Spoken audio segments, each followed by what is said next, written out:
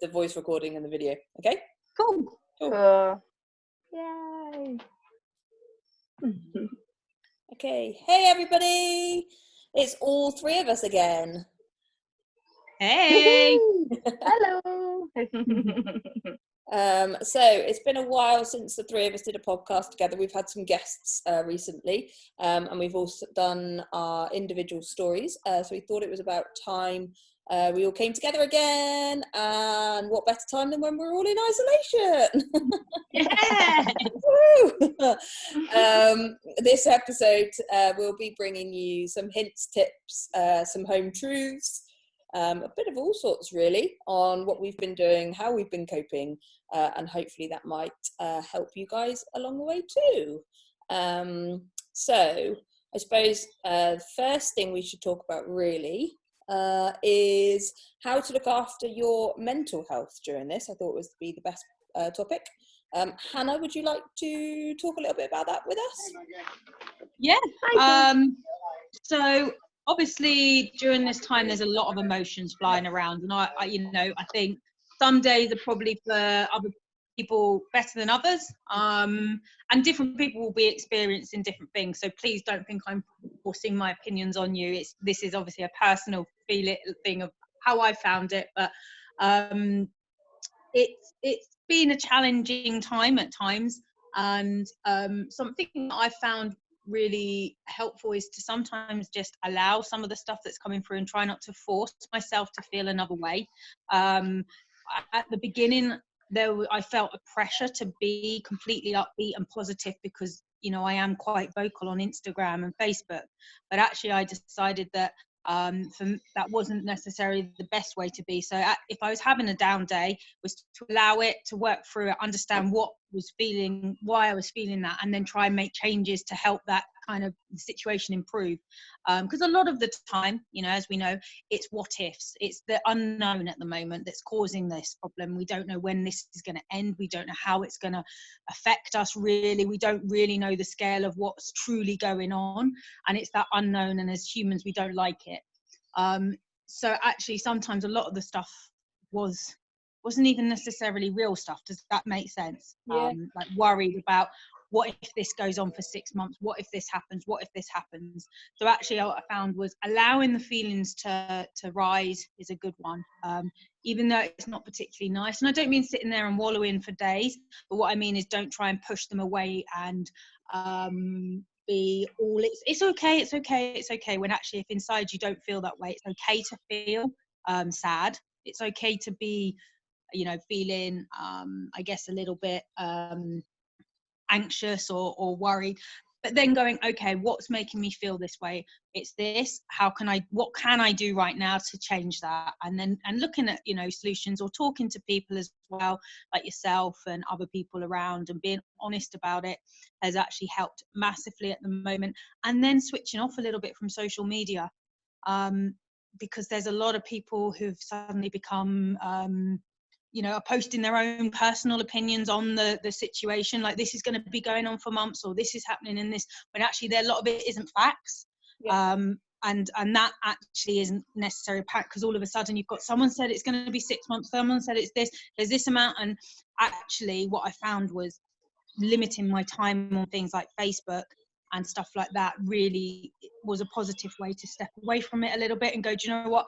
I get what I need to from the government announcements. That's guiding me in terms of my own personal actions and what I can do and how I can do stuff. Then, okay, from that, how do I work on my business and myself in the background and stuff like that?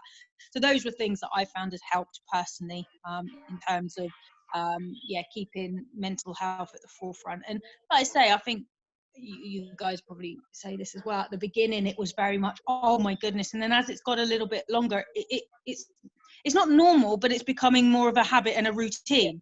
Like at first it was like, oh my goodness me, this is horrible. But now it's like, oh, I'm teaching online today. And that's the normal thing for me to do suddenly. And so as I'm falling more into a routine and acceptance, this is happening, actually then it's becoming a little bit easier to manage, I guess, the whole mind, because my mind isn't so scared anymore, because it's like, oh, it is okay, actually you are doing okay, and you can survive and you can adapt. So yeah, That's what. I think definitely, certainly from like a trainer's point of view, and I think we're all obviously quite vocal on social media. Like you can almost kind of, you feel like you have to be that happy person, you have to be that positive inspiration on everybody, and actually that's not always the case, because we are only human. Yes, we're trainers, but we're also just human. We're worried too, and I think certainly going from training face to face to an online, it was nerve-wracking that first week when we all had to go, oh my god, we're now in front of a computer, and what do we do? How do I actually teach somebody a get up with the screen staring at me, and I'm not allowed to talk and show somebody something? And it's like, it was all a bit like, oh my days, what are we doing?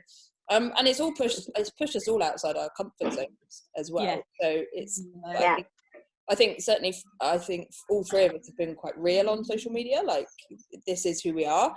Yes, we struggle. Yes, we don't feel great sometimes, but actually, we have adapted, and we are doing okay, and we can continue to give our students and our audience what they want, but in the same time recognizing that actually we're feeling it as well as a trainer. I certainly know.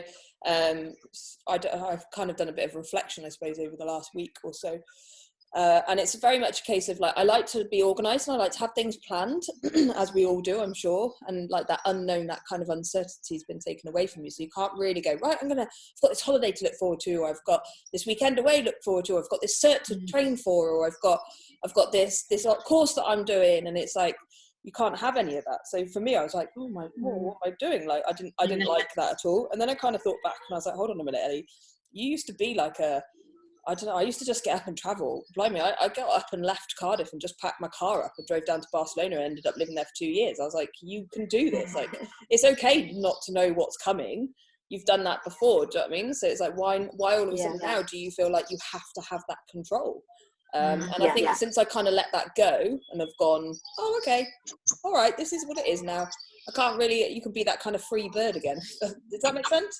Like, you're not really that expectation or that planning and being super organized. Don't get me wrong, I'm still super organized because of my training and because I've got my guys to coach, but I've kind of just gone, well, that's it. Like, we don't really know how long it's going to be for, so point in putting an carry on and see what happens.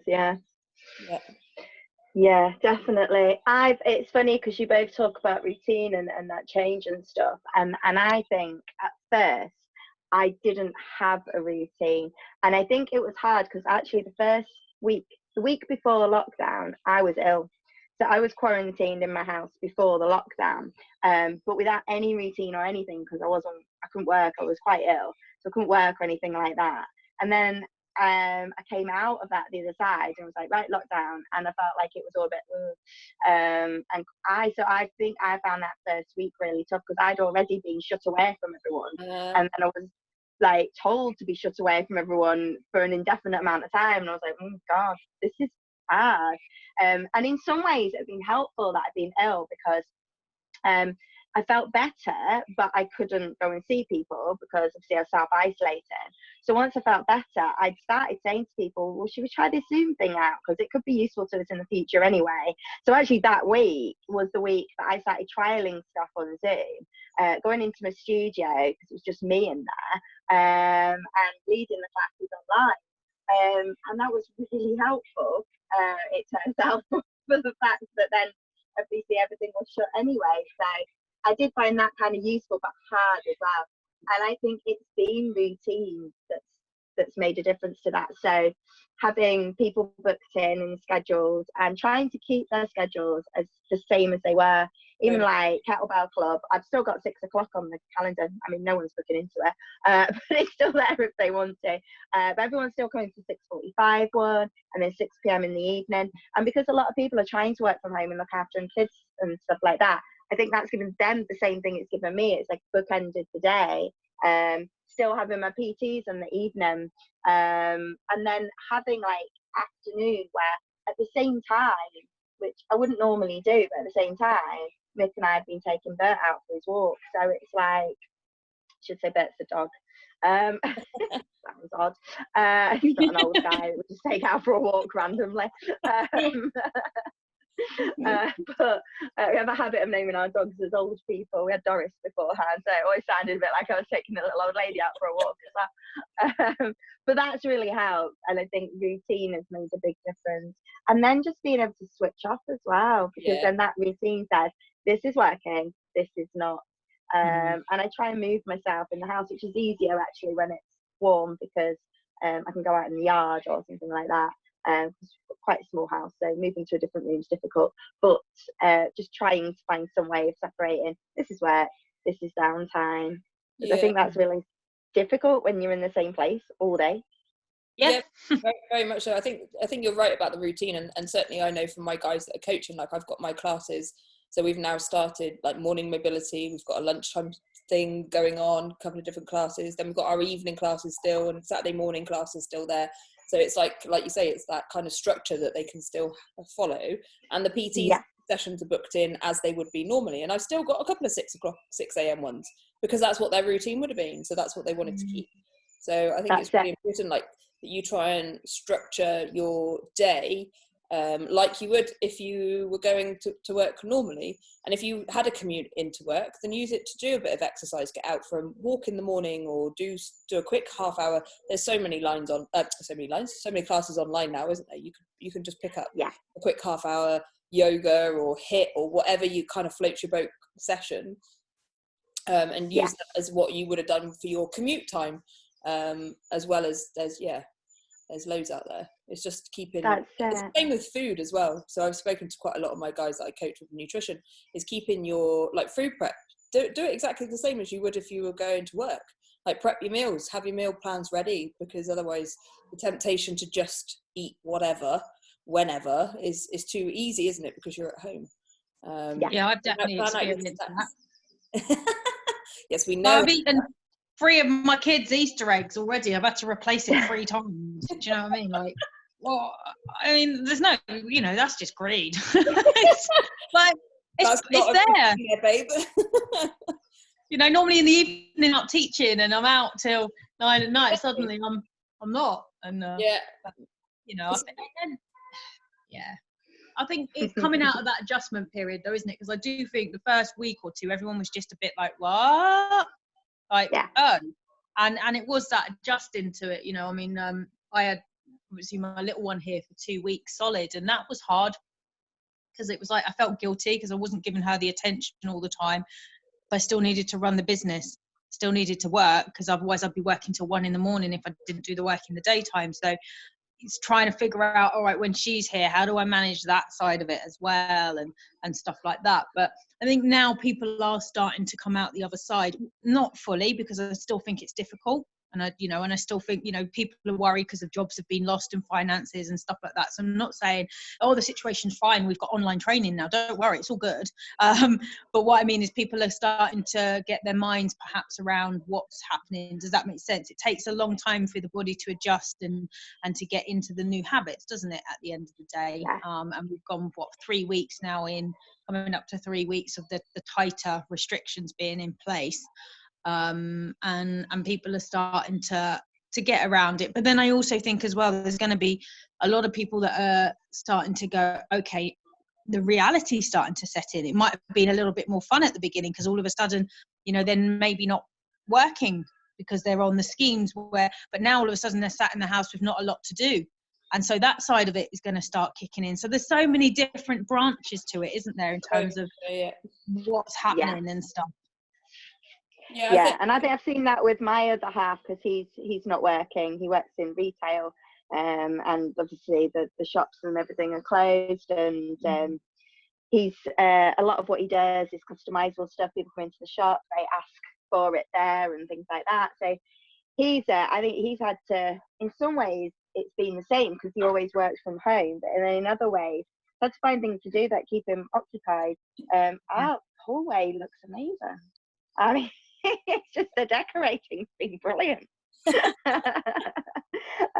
he's also like trying to be creative. Like, he is an artist, so he's that kind of person. He's trying to be creative and come up with different ways of doing things and different things to do. So yesterday I answered the door to a Hermes guy, and our other delivery company is available, and he gives me he gives me a package, which makes me look really excited about, and he bought some Nerf guns.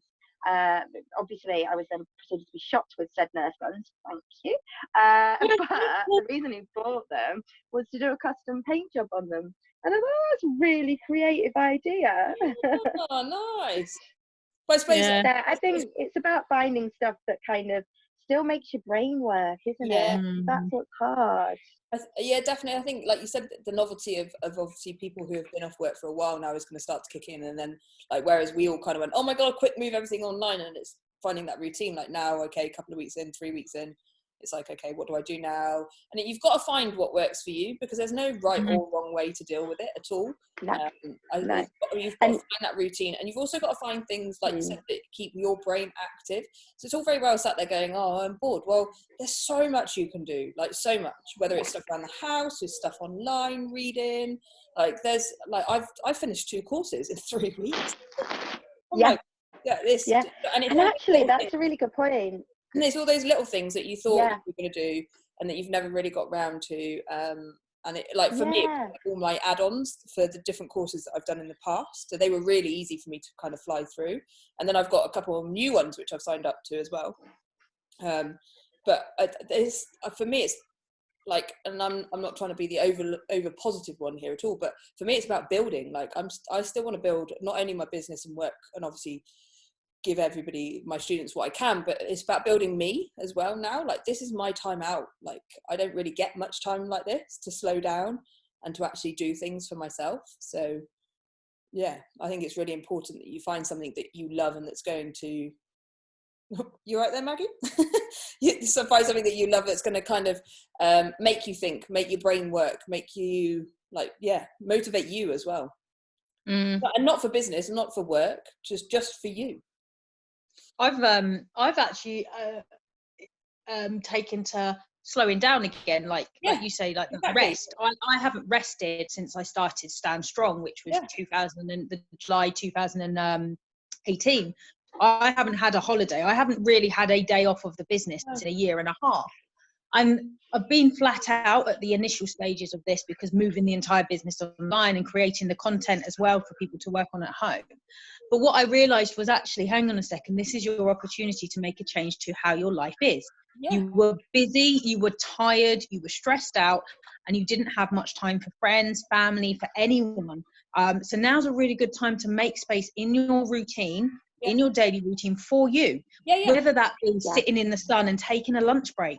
You know, I can't remember the last time because I'm always working. Yeah. You know, I eat my lunch while I'm thinking of doing social media posts, or, you know, planning a lesson while I'm eating my tea, or, you know, working in the bar, thinking of a post that can go out. And I was like, no, this has to stop really, because your life wasn't working properly anyway before. You weren't in a good place. You were reaching burnout. So now is the time to actually put in some changes that you can carry over when we do get isolation lifted and things start to return to, who knows, it won't be normal, because what is normal anyway, but returns and we are back out in the world. Have stuff in place that is a routine for you that works a little bit more for you. And that is, like you say, doesn't even necessarily have to be learning a new skill. It can be meditating for 10 minutes or taking that time out to read something that fulfills you and isn't necessarily something about somebody else all the time. Yeah, definitely. It's definitely. Or even like, you know, the extra time you've got now there with your kids and your families and stuff. It's, you know, we went out for a walk today and there was so many families walking around, and I said, we went for a walk in the same place I trained for my ultra. I used to run around that area for 5 hours at a time. I didn't see half the people that I saw out today. People who were walking, running, cycling, just sort of getting out in the area, and so many kids, you know, of teenage years, which you rarely see, walking with their parents. And I just thought that is lovely. That's really nice. Unless obviously there's a core group of people who are obviously self-isolating and been told to stay for 12 weeks for their own safety. They can't go out, but so many people can go out for this, you know, one walk or run or cycle a day, and I think it's causing them to go out together in a way maybe they wouldn't, or maybe out on your own, you know, in a way maybe you wouldn't have done before. And it's like you said, because things have slowed down. I don't know about you, but I'm just finding like that walk's just a little bit more mindful than it used to be, and Yeah. and maybe I appreciate it more than I used to, because I know that, you know, it's not something I get to do all the time. So yeah, I definitely agree with that. Like, I've definitely become more like grateful of not being like on the go 18 hours a day, to like straight in the gym for like 5:30, 6:15, then finishing at 9, and it, like, you're just a little bit more, yeah, like you said, like slowed down, a bit more grateful. I get out for my walk once a day, which I'll combine with my shopping if I have to, so that it's still in guidelines with everything. But it is very much more mindful. You take in things, like you see things that you probably wouldn't have seen before. I can't remember the last time I drove my car. yeah, So just walking that's it, everywhere. isn't it? Yeah, and Yeah. like Yeah. today, I walked to the supermarket, did a bigger shop, and I swear I was carrying about 24 kilos in, like 12 in each hand, and did like, I think it's about 2k walk back, which I would normally do in my car. But I was like, actually, do you know what? No, I could walk this. I regretted it, I'm not going to lie.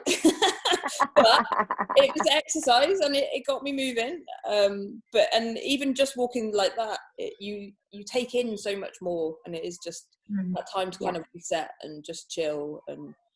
And when you've got hectic lives and busy families and stuff, you definitely do appreciate the downtime a bit more, don't you? Yeah. And I think that part of it, that bit, I like. I like the slower pace. Like you said, Hannah, I like that I'm not trying to do this whilst I'm eating my dinner and I'm trying to. I actually do have the time to do those, and yeah, to combine my daily exercise with a walk. So I made the same mistake, Ellie, last week. I went to get mine and my mum's shopping, and I walked, and the handles had cut right into my hands by the end of it. They're not kettlebells, they're not the same. No, my hands look worse now after carrying shopping bags than what they do after a bloody snatch test. Use my language, guys. Exactly. After a snatch test, for those of you who don't know what that is, that's 100 snatches in 5 minutes. I walked like 2k in about half an hour, and I slowed up, and my hands are red raw. Look. Yeah. The calluses are back from carrying shopping bags. This is Something I found is, and again, you guys may be different to me, but I've actually taken the pressure off myself with my training, because I'm usually training for a cert, or I'm training for a Krav Maga grading, and the pressure there is normally for me to be a certain weight or hitting certain weights, or to be doing some sort of endurance training so I can hit this test at this point.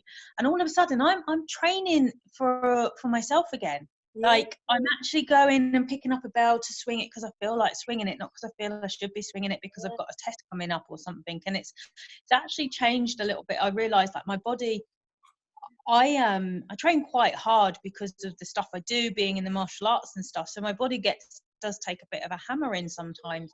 And niggles and stuff like that have gone. I feel stronger.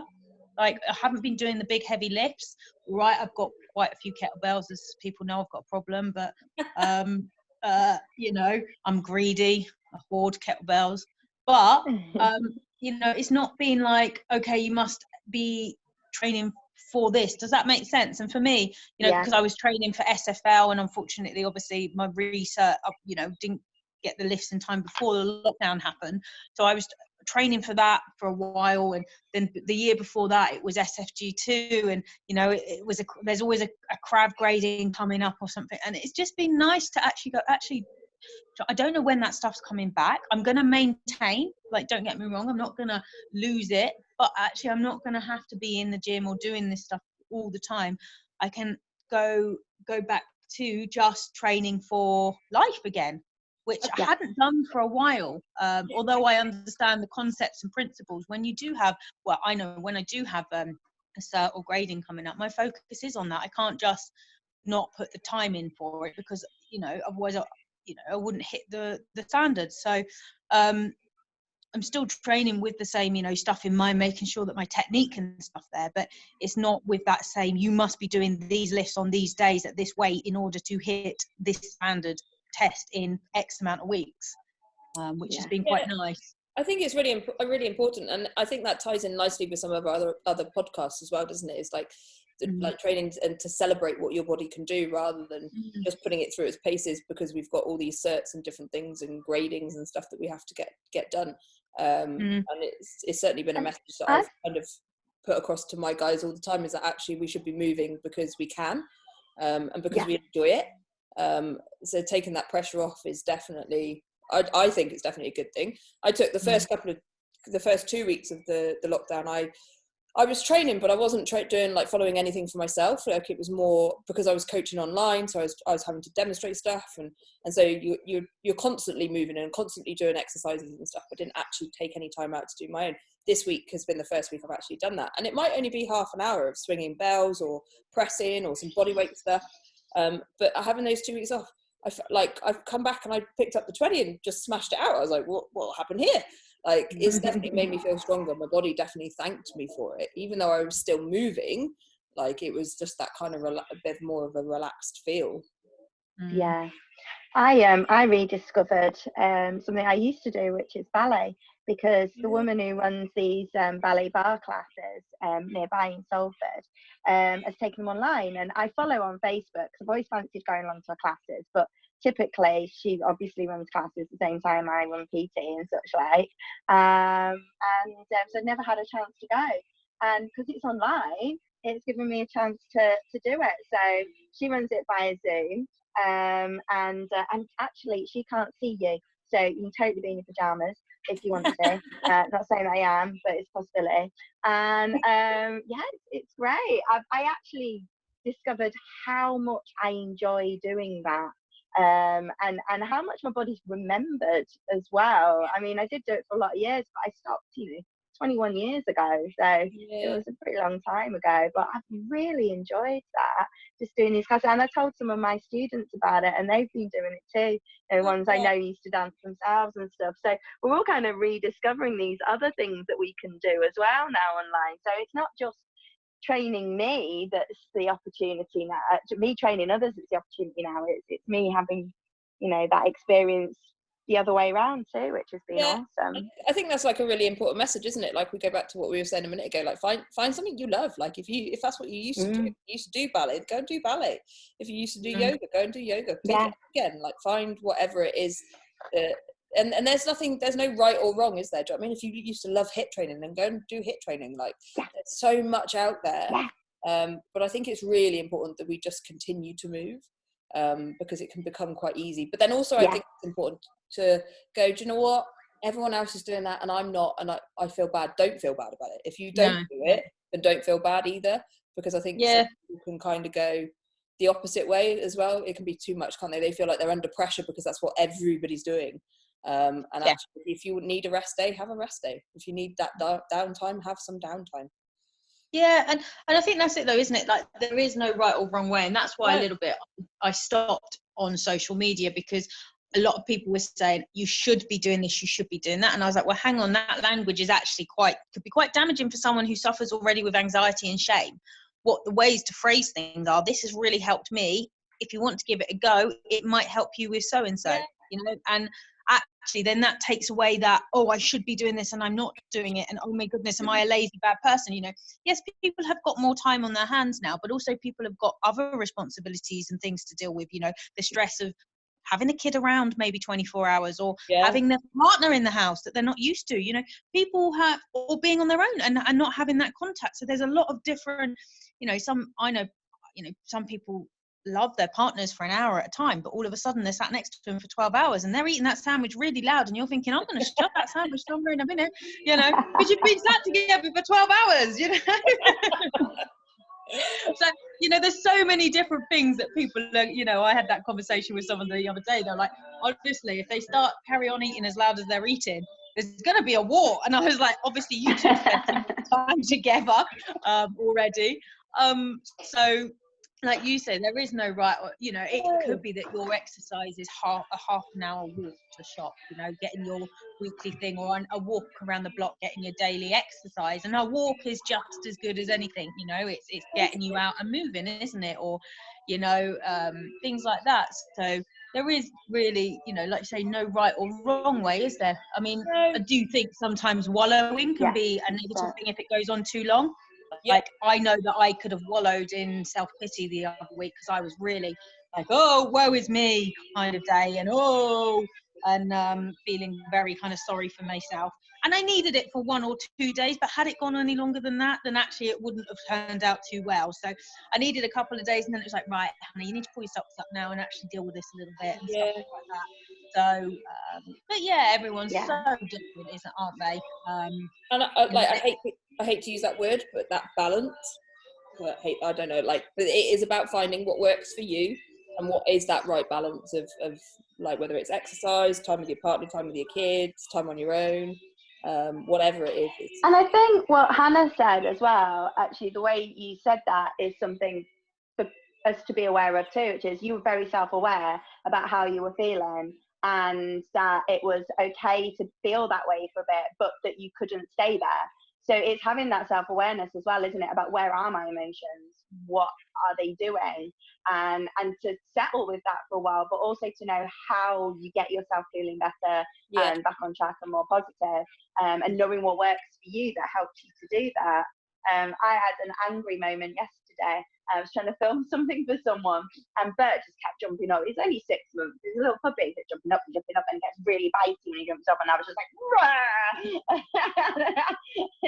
and I took him to the park for a walk because he was pooped up and feeling all, well, too much energy, and I was frustrated with him. So I was pooped up. So we went to the park, and he found a dog to run around with, and everything was fine. It is about recognizing it though, isn't it, and going, right, okay, I've had a really shit day, but what am I going to do that makes me feel good? And it's not about what you're going to do for anybody else. So all right, okay, we've got our routines and we've got work to do, or if we haven't got work to do, we've got kids to look after, we've got partners. It's about what actually makes Hannah feel better. Like, how does Hannah actually pull herself out of that? How does Maggie make herself feel better?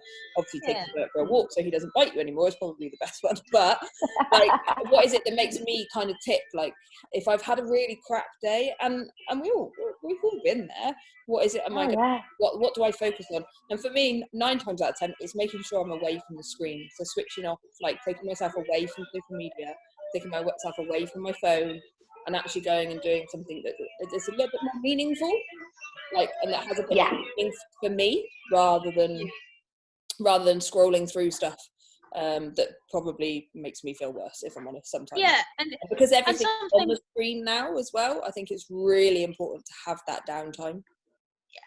And then, but there might be days where what makes you feel better is sitting and crying for an hour or 2 on your own, sobbing, and whatever it is, and that's okay too. Like, it doesn't, I've had days where I've just sat and cried because I'm like, but it's made me feel better because I've released it. It's not sat in my body like a toxin. So I've cried it out, and then I felt better the next day, and that's all I needed was a good old cry about stuff.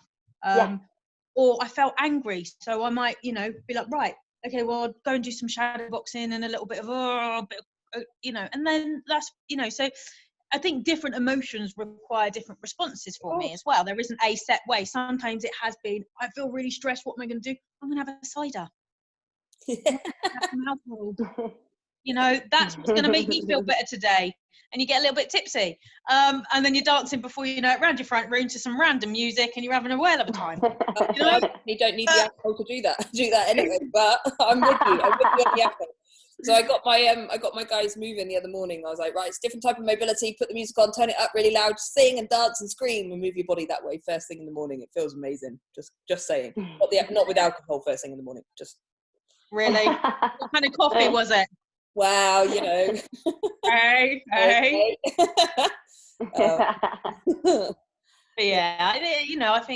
I think sometimes laughing as well, and I think having a good strong support networks around you is great as well, because we've said this a lot, having people around you that don't judge you for how you're feeling at that point in time is great. Because I think everyone's going through this on their own level, and some days I'll probably feel more chipper than you, Ellie, or you, Maggie. And some days you'll be in a different place to me, but just knowing you've got someone there that you could just go, oh, do you know what? I'm not feeling that great today. I'm really cross about this or this and this, and knowing you've got a network of people that you can call upon during this time. Have Zoom chats. I felt we had a chat the other day with my friends. They organised a social online in the afternoon, and they cider and gin. I had water because I was teaching in the evening, but it was just great fun to just have that social element as well. So online, it's not always about the training, and I had a chat and coffee with another instructor today online, and it was just nice to keep that contact with people, wasn't it? Because everyone's in different situations completely. Of course. Very much so. Definitely. Okay, what's your one fitness tip for everybody today? one fitness tip and one self-care tip each. Everyone goes silent. Okay. Okay, I'll go first. okay.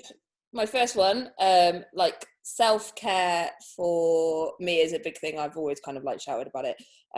So my one tip is to write something in. So what I found with my routine, I'm old school with my diary anyway, but I always do like blocks of, this is what I'm going to focus on in this hour. This is obviously my PT, this is my class, blah, blah, blah. Is to actually right, Sunday night, I'm going to do my nails. I'm going to do a fake tan. I'm going to do something that kind of, something that kind of pampers you.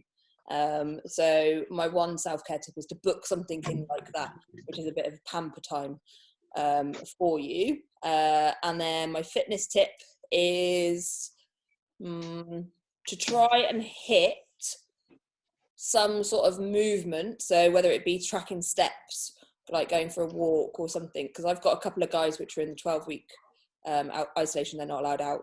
So they've made up little circuits in their house, and they now know how many rooms and how many times they have to walk around their house and their back garden or their flat and etc.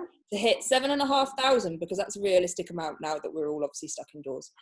So try and keep moving 7,500 steps a day. Like that. Yeah. Okay.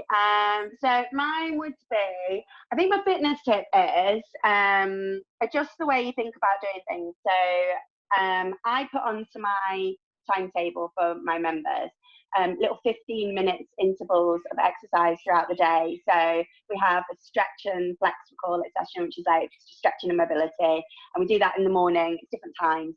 And then we have 100 swings with Maggie, and then we have like a moving 15, nothing to do with the Joe guy, that name at all, and little things like that. And we've all found, and I'll be honest, I've been honest with them as well, the reason I put them on there was because I needed to do it. Yeah. Actually, it breaks up your day again. It's been really good. So we still have like the 45-minute classes on there, and PT is still 45 minutes to an hour, but we also have these little 15-minute breaks, and they kind of like bookend parts of your day as well. So it's like, this is the start of my day with a stretch, now I'm going to break for lunch and I'll do my swings. And just that movement is really important, because a lot of people have been sat down for most of the day in a way they might not normally have been. So that would be my fitness tip.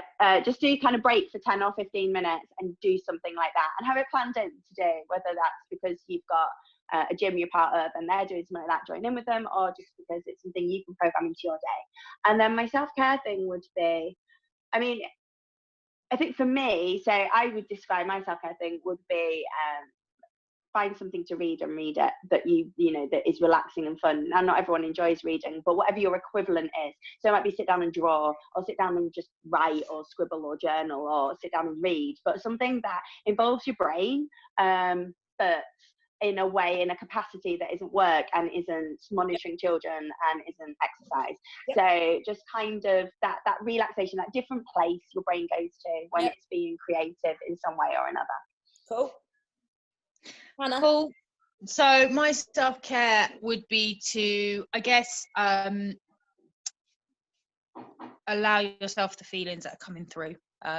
Don't try and force yourself to feel another way because everyone on Instagram is feeling chirpy that day. Allow whatever coming through and honour those feelings, because those feelings are valid. And to spend time with yourself when you are feeling those ways, to just sit and just to, I guess, honour yourself, you know, show yourself you are worth spending that time on working through those situations, because often we don't have the time in the real world to do that because we're so busy. So allow and honor yourself and show yourself, actually, I'm worth spending half an hour on to really get to the bottom of why I'm feeling this way, and ask those questions. And you know, it sounds weird, but I am weird, so it's got to be weird. You know, but look at you, take that time to spend with yourself, like you know, just in a slightly different way, just talk to yourself, you know, and have those conversations. They're great. And just take on it, I guess. Honor yourself during this time, and really put yourself first. In terms of fitness, something that I've been doing is working on weaker spots, which is body weight.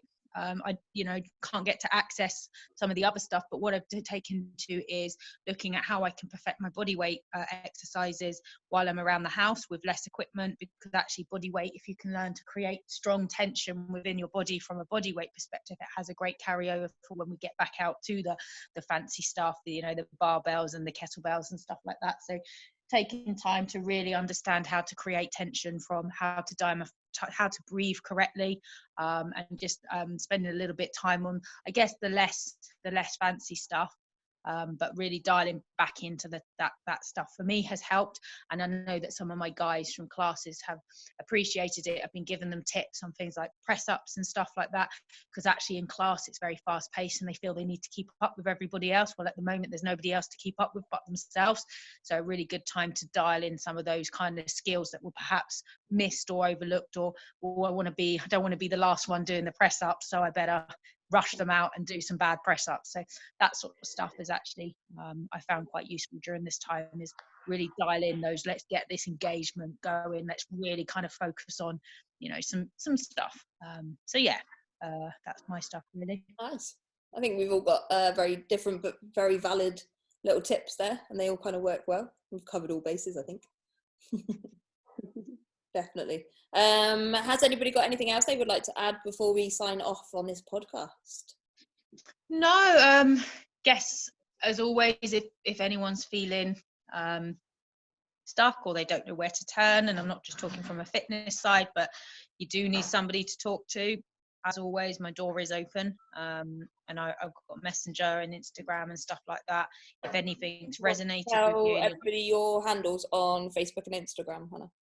Yeah, so I'm Hannah Clay on Facebook, and my page is Stand Strong Krav Maga, but my personal is Hannah Clay, and same for Instagram. I'm under Hannah Clay 1, or my Stand Strong Krav Maga, and I'm happy for people to reach out if they just need to let off some steam and have a chat on Messenger, or they're feeling similar stuff to what I'm feeling and they want to ask a little bit deeper on how I've been dealing with it. Fire away. Perfect. And Maggie? I'm Spark Fitness Coaching on both Facebook and Instagram.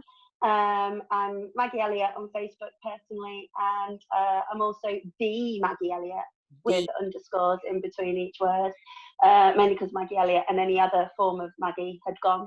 That's on Instagram.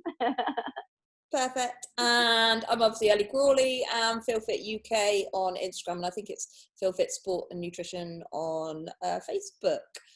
Just gonna flash you my FeelFit bra that I'm wearing right now. Thanks for a bit of product placement there, Hannah. There's some exciting new stuff coming as well, guys, so keep your eyes peeled on the old clothing. Yay! Awesome. So I love your stuff. It's so comfortable. That's not sales pitch, that's just honesty. Thank you. I'm quite honoured, and I feel quite humble of all the different feedback that I'm getting at the moment.